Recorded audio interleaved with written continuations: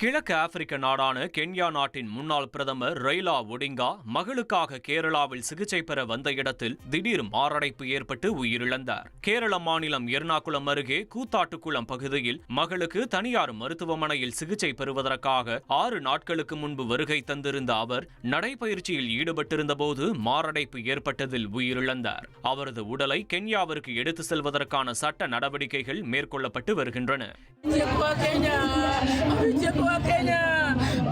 Kila wakati ambapo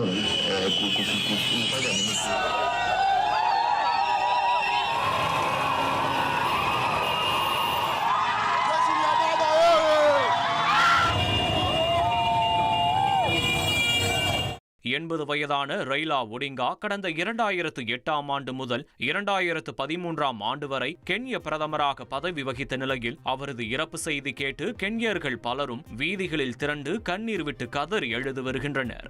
Baba என்று மக்களால் அன்புடன் அழைக்கப்படும் ஒடிங்கா கென்ய மக்களின் உரிமைக்காக குரல் கொடுத்து நீண்ட நாள் சிறை தண்டனை அனுபவித்தவரும் கூட.